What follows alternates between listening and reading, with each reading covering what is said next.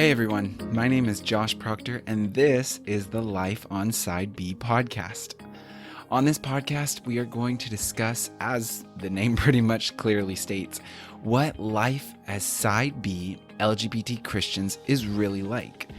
For those of you who don't know, Side B is a term used to refer to Christians who are LGBT, attracted to the same sex, or have gender dysphoria, yet hold a traditional view of sexuality and marriage, and therefore live according to that view. Every episode, I will be talking with different Side B Christians about different aspects of their life, faith, and experiences.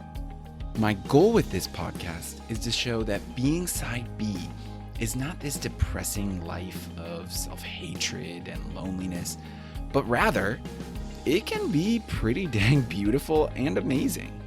Now, every season, we will be focusing on a different theme of sexuality and faith issues related to the lives of Side B Christians.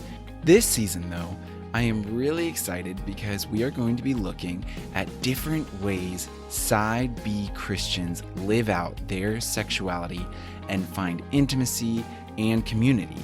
Each of these interviews has been a huge encouragement, even for me, as I navigate what community and belonging look like in my own life. You will be able to see that there are so many different ways that Side B Christians can live with joy within their faith. And in that way, I hope it can be an encouragement for you too. So with that, let's head into today's episode.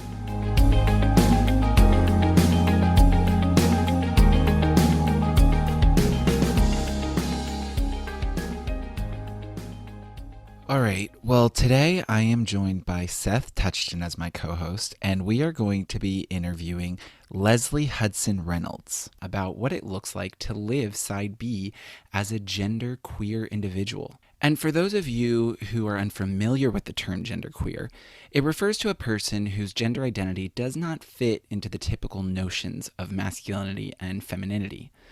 I have been looking forward to this conversation because I believe that in the Side B world, we do not really talk enough about trans issues. And when we do talk about it, we do not talk about it that well. Now, I know that many may not agree with everything said here, though that could really be said about any of the episodes. But I really want to encourage you to listen to Lesli, her experience, and her story, because I think there is a lot we can learn when we approach this conversation from a place of humility and learning. So I am really excited to get Lesli's perspective on this topic and to hear her story, and for you to hear it as well.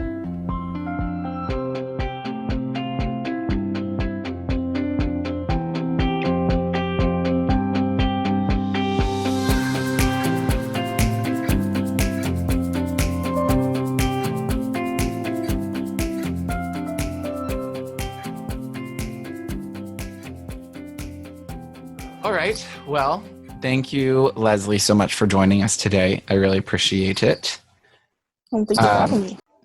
So I guess to start, well, actually, before we get into some of our questions and our discussion, I just wanted to read your bio that you sent us so that people can know a little bit more about you before we start. So for those of you who don't know Lesli, Lesli is currently serving as Gender Identity Ministry Director for Lead Them Home. Lesli mentors youth and adults seeking God's will in their gender identity. They are also developing a resource designed to thoughtfully engage church leadership in the gender conversation. Prior to joining the Lead Them Home team, Lesli spent 15 years on the road and in regional theater, as production stage manager for numerous Broadway musicals, ballets, and plays. They still escape to New York to see shows whenever possible. Oh my gosh, I'm so jealous. I love Broadway. Let me start with that. It was fun. It was fun for sure, but it's a young person's game. I'm far too old to be doing it anymore. Oh.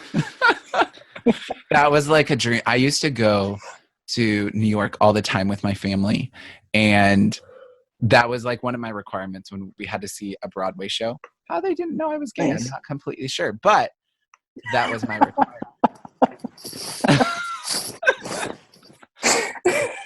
So I guess to start then with all of that, my first question is just, can you share how do you identify? Sure. I identify as genderqueer, non-binary, and lesbian. Awesome. And so then with that, I would just like to ask, as this is a Side B podcast, what does Side B mean for you, or how would you define it, or what does that mean in the sense for you? So, growing up in the 80s and early 90s, there wasn't really an option for anything other than ex-gay. It was you had to pray away the gay. So Side B means to me that I can have an identity as being LGBT and still follow the Lord. It does away with what I call the abomination gospel. That simply by being born we're an abomination. That there's no love for us. There's no hope for us. So to me, Side B simply means hope and acceptance and love. Ooh, that's good. I love that. Well, thank you. And I think that's so true, because that's even been something for me, has been like, I totally went through the whole ex-gay world in so many ways. And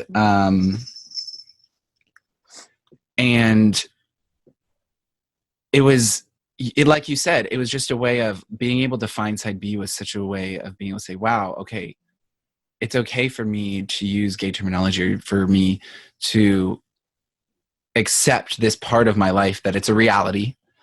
Yeah. But yet still follow the Lord according to my convictions. Yes. So can you share a little bit of how you arrived to being Side B? Sure. So I was married to a woman, and because of a very unfortunate accident, she passed away. And I had just gotten off the road with the show and knew no one in the town that we had moved to. So I randomly called up a church and I said, look, I was 35 at the time, so far younger than anyone should have to be thinking about their spouse's funeral. And called up this church and asked if they would do the funeral. And the pastor said, yeah, we'd be honored to. And that's something that just really stuck with me. And throughout the coming months, he ministered to me, not as a lesbian or not as someone with gender identity issues, but simply as a grieving widow. And he treated me as a human being, which is something I had never experienced before in the church. And so I was given the freedom to wrestle out loud with many different questions. And it allowed God to speak into my life, and allowed the Spirit, more importantly, to speak into my life of exactly how I specifically was supposed to express my sexuality and my gender identity. That's amazing. I remember hearing your story for the first time, and I loved it, first of all, because I was previously in a relationship as well, and before becoming Side B, and I also love just how you said, like, how your pastor allowed you the space to be able to question and to wrestle through everything you were going through, because I think that so many times where we have church leaders who just say, like, this is what you need to believe, and and they give no room to just be able to struggle. Yeah. And he also didn't assume that was the first thing God needed to work on in my life. There was freedom to let God move in my life and heal many other aspects that had to be taken care of before I could even begin to think about gender identity or sexuality. That's another good, that's a good point too. Again, like you said, we can't, it's so important for pastors to not assume that just because a person is LGBT does not mean that their sexuality might be the first thing, the first area of their life that God's going to work on. Right. Because we're more than our sexuality. We're much more complex beings than just that one side. Yeah. And I think we also just prioritize when especially we're looking at somebody else, we prioritize their messiness. So we're like, obviously God's redemption in their life is going to be, they don't dress the way that I like, or they don't talk the way that I like. So that'll be something that will change first in God's life. In them, so Yeah. We Well, kind of pray sorry, God's go ahead. redemption over them. Yeah, exactly. And I think Preston makes a really good point when he says that, it's so easy to vilify things that sins that we don't struggle with, and because gender identity and sexuality is something that the majority of the population doesn't struggle with, it's super easy to assume, okay, well, that's obviously very wrong in their life, and obviously that's what God wants to fix first. Yes. And it's, like you said, it's not always. Mm-hmm. Absolutely. I mean, like, yeah, that's my whole thing is when I became a Christian, I was still a side A Christian for a good amount of time, you know, and because, like you said, there was other things that God had to work on before he could touch that part of my life. So and now obviously being non-binary too, I would also love for you to talk about a little bit of how have you come to reconcile your gender with your faith? So that was a much more difficult process. I actually had attempted suicide, and my counselor at that point just didn't know what to do with me. So she sat down and we just started reading through Colossians. And we got to Colossians 2, and Colossians 2, 8 through 10a talks about, not being taken captive through the philosophy and empty deception of man and the traditions of men and the elementary principles of the world, and that we are made complete in him. And that word just rang out in me, that I was complete in him. And just knowing that regardless of what discordance there was in my mind now, that there would be a time when I would be fully complete, body and spirit. And so whether you look at the argument of, okay, my body is wrong or my mind is wrong, whichever side of the aisle you stand on, you're going to look at the argument differently.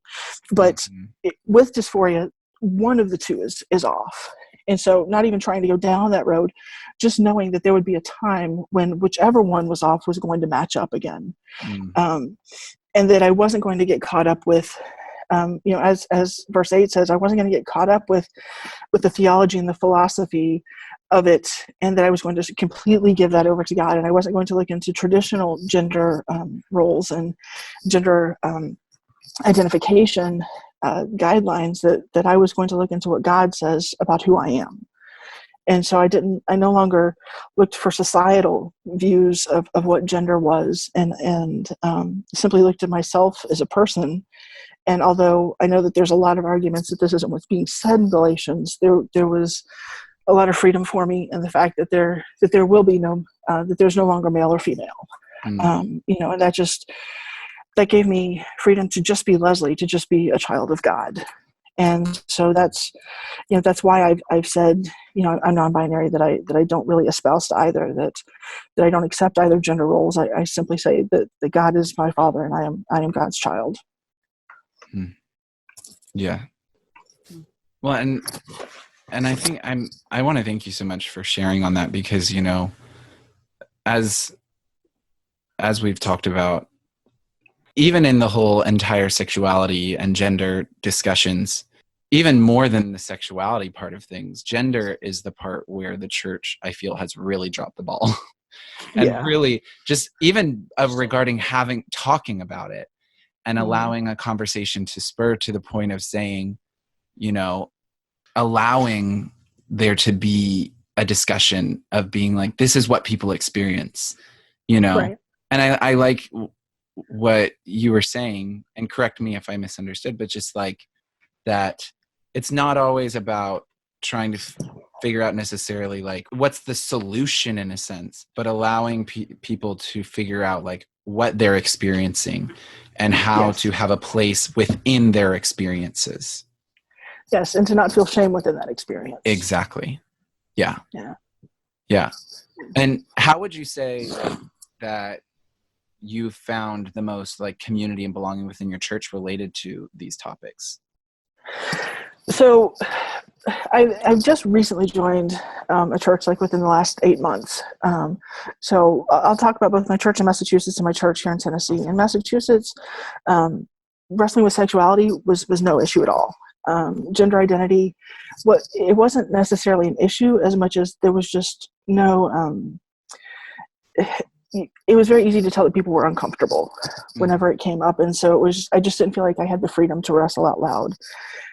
Ironically, I'm in a church in East Tennessee, and I have never felt more free in my life to be who I am. There's, it's a larger church, so I'm sure there are people, that are bigoted.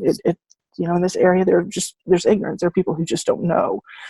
But here I have the freedom to wrestle out loud between the pastors and the elders I've talked to, the different small groups I've been in. There's been not an ounce of pushback, and it's it's funny. I was talking about this in a small group earlier last week, but something that is so difficult for me, like gender identity, is nothing to someone else, and it's there's a real attitude of sharing your burdens here, and so. I'm able to share that with somebody, and they're able to help me through it and pray me through it, because it's not difficult for them to identify their gender. And likewise, I can walk with them through other difficulties they're having. And it's not an extra issue here. So I'm just incredibly blessed. You said that was in Tennessee? Yes. Wow. Bring it home, CM. Come on. You're coming to Tennessee? No. I was just cheering on. Okay. I missed the gay exclamation point on that one.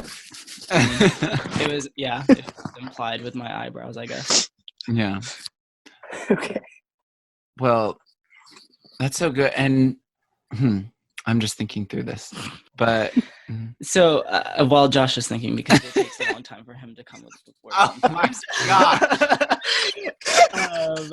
I will go ahead and just say thank you. That was amazing to hear all of that. But also, I think a lot of times, especially Christians dealing with LGBT individuals, they have this mentality that we're competing for, even though they're not going to declare this themselves.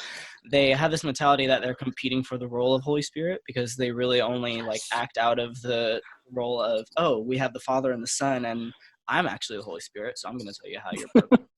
And beyond that, especially with people who struggle with gender or transgender or non-binary or anything on that spectrum, it's, oh, well, I'm thinking that we're just going to return to the garden, and you can't make any of those arguments because it was Adam and Eve. I'm like, we're not going back to the garden. Nowhere in the Bible does it say, oh, we're going to recreate the heavens and earth and make a new Garden of Eden.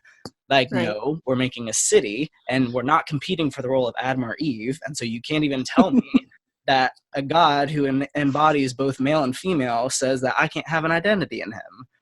Right. And so I just really think that you display a lot of courage just in your faith identity. And I really, really aspire to be like that. Wow, that's humbling. Thank you. And I think you brought out a really good point about something for people with gender identity above orientation. Orientation is seen as what you do, whereas gender identity is who you are. And I think that's why the church has a harder time wrapping its brain around it. It's okay, well, look at Genesis 2. This is how it's defined. And even as a trans person trying to find a counselor, you go to a secular counselor and they say, oh, you do you, go transition, take hormones, whatever. And then a Christian counselor is going to want to throw Genesis 2 at you and try and, or Proverbs 31 and tell you to be a Proverbs 31 woman, which I would slit my throat if I had to do that. That's just not me. That's not how God made me. And so finding a safe place to wrestle out loud and a community where you can wrestle is incredibly difficult. That's part of, you had mentioned community. That's part of why I started. We have a video chat that we do once a month of, people with gender identity questions all around the country. And it's just a place for us to, there are people who are transitioning, there are people who aren't, and it's just a place for us, anyone with dysphoria, to just come and just talk about it and to kind of normalize the experience and not feel like we're so other, I forget what the point of that was. I'm sorry. It's fine. But no, honestly, I think that's really good. One of the things I've been learning just from knowing you and also just from, being part of Lead Them Home as well, and everything, has been that many times we as Christians think that when we're having discussions with people with and really with anything that they deal with or any issues that they have in their lives, that the goal has to be, how do I fix this problem? How do I resolve it? And sometimes it's not always about us trying to resolve it, but really giving the person the space to struggle and being alongside of them as they figure it out, you know. And Right. like you said, with the group that you have, the chat that you have, like, it allows a space where people feel okay to struggle and feel okay to say, I'm trying to figure out what to do, Mm-hmm. without someone putting down their throat, like, this is what you have to do. On either side, you have to transition. You know, you can't transition. You know, like what I mean? Yeah. Like, because really it happens on both sides of the conversation. Yeah, it does. Where people are like, this is what you have to do. And it's like, well, the person needs to be able to process, because these are big life-changing decisions. It's your identity. As you said, it's your core identity within your gender. Right. And outside of anything side B, you know, if you just think about times that, you know, God has really moved in your life, it's not because you've been given a prescriptive answer. It's because God has revealed it to you. And, you know, if you're given a prescriptive answer, as soon as, you know, there's questions that come up against it, or, you know, you start bucking against it, it falls apart. But when you're given the freedom to wrestle with God and to find those answers in the Spirit, then it's something you can hold on to, because you can look back and say, oh no, wait, I remember when God revealed this to me, not look back and say, oh, well, Pastor so-and-so said this, you know, and it's something that has been directly revealed to you, and it gives you strength to stand on. That's good. Yeah. And I guess kind of with that then, what would you say would be, I mean, obviously there's a lot of different things, but what would be some of the biggest things that you would want to give to church leaders, or, I mean, just to general Christians who know people kind of wrestling through gender identity issues, on the best ways that we can support people going through this? Well, I think you touched on part of it, that, you know, it's okay to not have the answers, to just say, I don't know, but I'm willing to walk through this with you. I'm willing to pray through this with you. You know, when somebody first comes out, I think it's incredibly important to let them know that, you know, that you're a safe space, that you love them just the same as you did before, that there's no change there. To decrease suicidal tendencies, I think it's important to recognize somebody's pronouns in their name.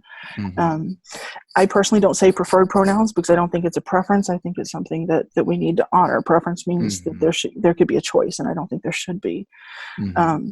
But suicidality and dysphoria go hand in hand, and it's some crazy number, like 48%, I think it is, of people who've experienced dysphoria have attempted, not have thought about suicide, but have actually attempted suicide.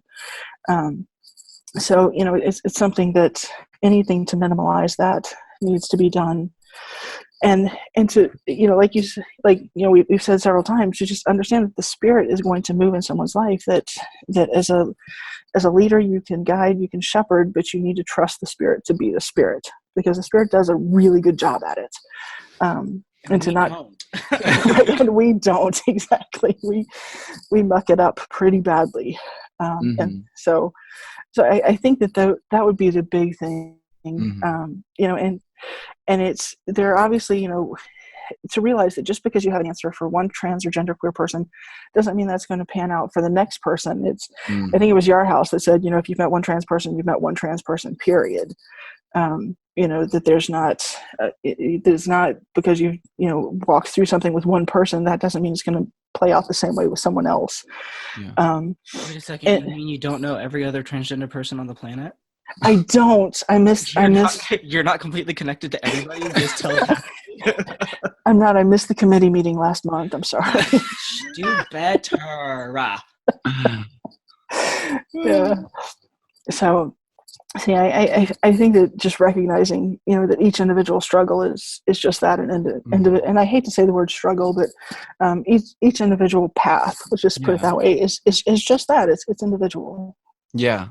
And I think that's really good. And it's really funny, like, and what I mean by funny is, like, everything you've been bringing up about the ways that we can walk alongside people going through gender identity issues is, like, it sounds very similar to the things that we as gay and lesbian and bi people ask of straight people.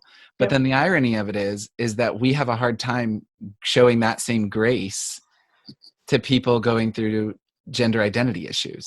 Yeah. And I don't know that it's within the within the LGB community, specifically the LGBT Christian community. Uh-huh. I don't know that it's not showing grace as it is people being oversensitive because they realize that they've been hurt by language and by people thinking that they're acting correctly. So they're more conservative in how they act, and so their silence almost is worse, if not is worse than speaking out and saying the wrong thing. So I think that a lot of what we're seeing right now is that the LGB portion of the Christian side B community has a voice, and they're afraid to say a whole lot for the T community because they don't want to misspeak. But in not speaking, they're further marginalizing the T community who are seeking to be a part of the church. Yeah. But I think it's meant out of honor. I don't think it's meant to be divisive. But Yeah. that's unfortunately is what's happening. Yeah, that does make sense. I mean, it is like, you know, that it's never meant to be harmful to someone, but just out of either not knowing, or as you said, sometimes fear of just, well, because if I'm already afraid of people accepting me, then I'm afraid to even speak up for another person at times. I don't know if that's even the right way. I mean, but it also might and that you can absolutely just tell me that I'm wrong if I am. But I think at some points it's kind of like a double-edged sword, because not only are we marginalizing by not talking about it, but it's almost because we don't treat you just like normal humans. Mm-hmm. And so you become even more marginalized because we're making such a big deal about not making a big deal about it that we're making a big deal about it again. Exactly. And so it's like, why don't we just treat them like they're human beings and not just go in and see, oh, you are gender dysphoric, you are transgender, you are non-binary, and that is who you are. And I can't see anything past that. And whereas some people are like, yes, I want you to see that as part of my identity, that's not the entirety of who you are. And if we just keep getting stuck at that roadblock of this makes me uncomfortable, this is all I can see, then we're never going to get to the part where you're just a human and we're able to talk about all of that. Right.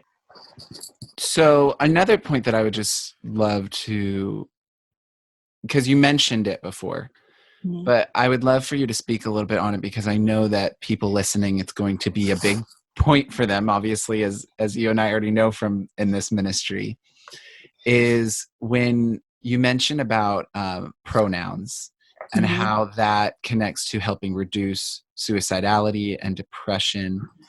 And then obviously there's Christians that bring up an argument to that of saying, well, then You're I'm not endorsing speaking, them, you're obviously. endorsing it, or you are not speaking truth, or, you know, something of that along those lines. I would love to hear you speak into that of like, where maybe not responding to those Christians with those critics, but the Christians who are having those questions. Sure. What would you say for those people? So there have been studies done, and there's absolutely no correlation between affirming someone's pronouns and them actually transitioning. There's zero correlation. So the whole idea of, well, if I use, you know, if I use their pronouns rather than their birth pronouns, you know, that's going to encourage them. No, that's simply not the case, and it's been scientifically proven by both Christian and non-Christian studies. So there's that. I'll tell you what has made a huge difference for me, and it's a mentality that my pastor here has, and he never uses a pronoun for God, and it's something I picked up on within like the first week that I'd been here, and it just blew me away, because he says that God's name is Yahweh, and that God is the pronoun.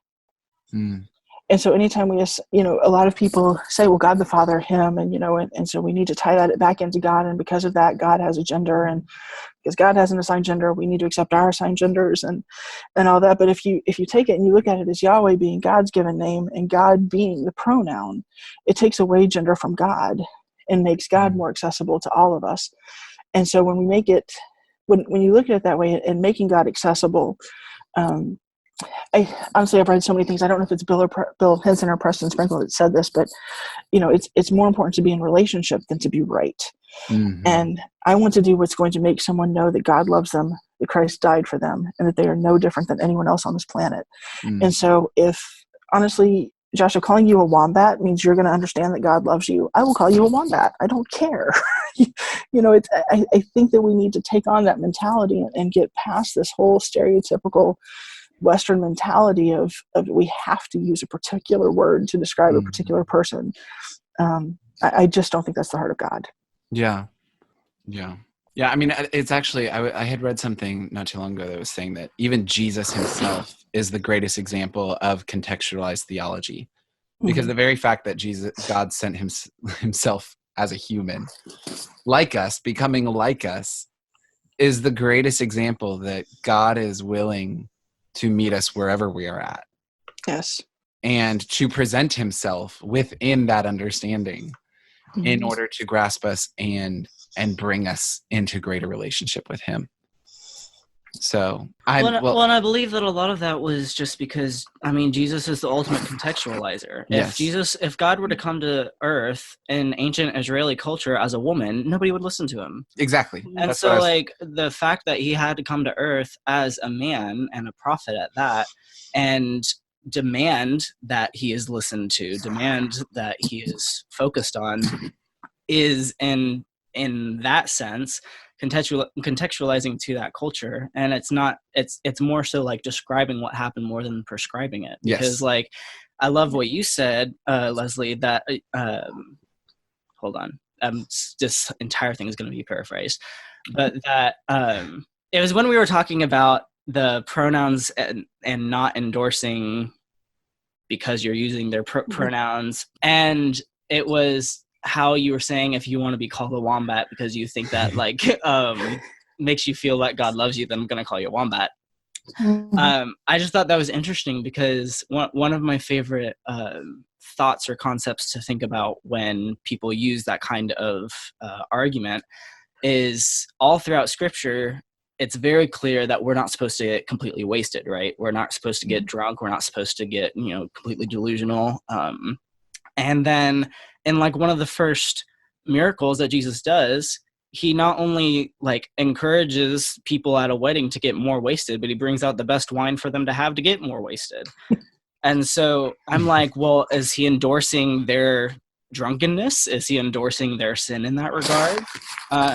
But then because of that, not only is his mother and his disciples and his, everyone that he's there with being, amazed that he is capable of such a miracle, but that like founds his entire ministry to go on from there to, save the world and change the world.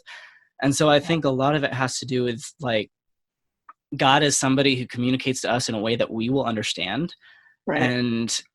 And because that culture that he was communicating to only understood the patriarchy, he related himself as I am a father to a son. I am God the Father to Jesus the Son.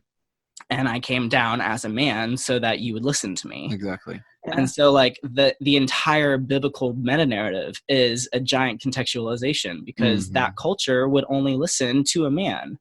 Right. And that culture would only look up to a man.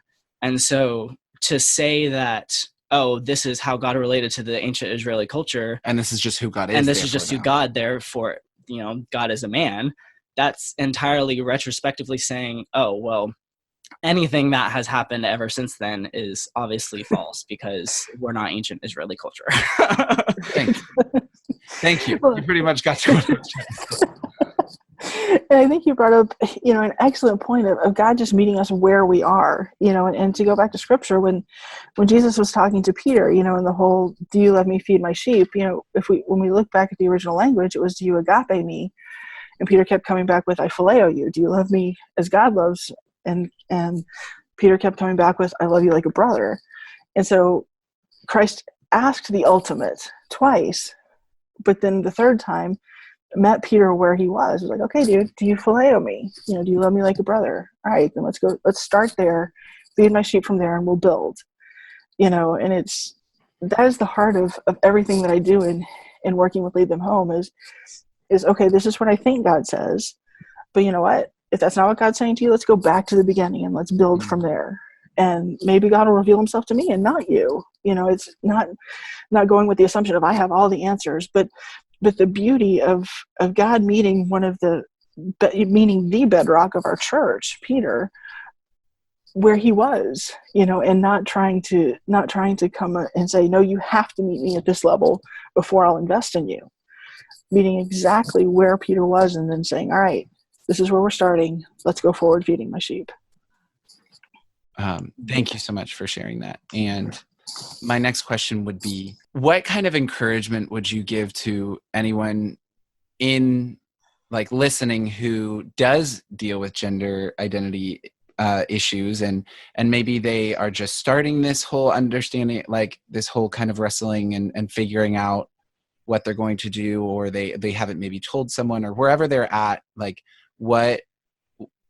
what advice would you give to them as they kind of try to figure out their process, their journey? Well, that's a kind of loaded question. First of all, I would want them to know that God loves them no matter what, no matter how they end up expressing their gender, whether that's staying as they were born, whether that's transitioning, whether that's somewhere in between. God loves them, and nothing that they can do will take that away. And anything else is a lie, and to not buy into it. It's important to find a safe community, and we have that building at Lead Them Home. If they want to contact us through the website, I'd be happy to put them in touch with that, talk to them myself. But to find people that they can wrestle out loud with, and it's tough and it's scary, and there are times you get shot down. But it's just important to go back to what I first said, to know that God loves you, and that what people are saying a lot of times is simply out of ignorance, that they just don't know any better, that they think, okay, well, you're born one way or the other and that's it. And they've never had to really delve into it beyond that. And so a lot of what is said is not meant to be out of malice. It's simply ignorance and people who haven't thought through it. So just because somebody gives a not so great response the first time doesn't mean that that's the way it's going to stay. There's someone where I am currently who I would have sworn was ex-gay when I first met them, and after having multiple conversations with them and working through stuff with them, they're now very firmly in God loves you no matter what, and so do I. So it's just finding somebody who's willing to walk through it with you, and not being afraid to reach out. And you're not alone. I think is important, and it's so easy to assume that we are defined by our sexuality or our gender identity, but as one of you guys said earlier, we're so much more than that. And so to hold on to the fact that you are so much more than how you identify gender wise, yes, that is an important part of you, but you're a beloved child of God no matter what. That's the thing to hold on to. Yeah. Oh yes, please preach. Well, and something I also testify, bring on the altar, come on. Well, and also something that I also kind of want to clarify is that, I love when you were saying, even just starting off with, God loves you, no matter where you are in this journey, no matter if you have transitioned, haven't transitioned, wherever you are, or if no one knows about it or everyone knows about your situation. I want people to understand that I think Christians many times look at transitioning as surgical transition as the place of there's no hope left for a person. That is so sad. And it's really sad because that's so not true, because we serve a God who loves everyone wherever they are at in their life and their walk, no matter where a person is at in their life, no matter what decisions they've made, or what journey they've decided to make. They are never outside of the grasp of God's love. Exactly. And so I just wanted to reemphasize that to people that, I feel like many times Christians view it that way, and it's so not true. It's a lie of the enemy. And it's not only is it not true. I mean, I think that it's important that we call it out as a lie. Yes. Saying that something is not true, I think is kind of passive, pretty way of saying it. No, It's a stinking lie, It's a lie. and it destroys lives and it kills people. Yes. Yeah. Yeah. Well, and I think just because, especially Western culture, but just the modern society as we know it right now, is so obsessed with biological fact and scientific progression and whatever. You want to fill in that gap, but even like when people back in Jesus's time were struggling with biological fact of being hungry or being thirsty, he was like, I'm not just going to give you bread. Like, I'm not just going to give you water. You don't want me to be king because you actually trust me. You want me to be king because I'll feed you. And when we're over here like, oh, well, biological fact is you came out of the womb as a man, so obviously you're going to be a man, and you have to be a man in order to actually follow Jesus. You have to be circumcised in order to actually follow Jesus. You have to be this in order to actually follow Jesus. Since when did God put you in charge of saying who he loves? Like, exactly. Who died and made you king? Jesus came back from the grave. Like, thank you so much for sharing all of this. And the one thing I want to thank you for, Lesli, is just even the grace that you show, like in this conversation and in every conversation as we continue to learn and talk about it and help people understand more, and that your continual desire to speak out on this topic, and when many people are too afraid to because of context and situation. So I just want to thank you so much for everything that you have done and you are doing, and your bravery and just your love for people. Yes, thank you. Oh, thank you. Thank you for saying that. And thank you, Seth, for joining as well. Of course. Thank you, guys. It's been fun. Yes, absolutely. And I cannot wait to see you later on. Indeed. Yeah. And thank you everyone for listening to this topic, to this episode. We want to continue the conversation on this topic. In the podcast episode description, I'm going to leave the information of how you want to connect with Lesli, or if you want to connect with Lead Them Home to get more resources on gender identity issues and how to minister to people on their journey of understanding their gender identity. And so all of that information will be connected to the description of this episode in case you need it. And I'm sure that Lesli would love to talk with you. Absolutely. So thanks again, and we'll talk to you soon. We love you, darlings. Bye. Bye, everybody.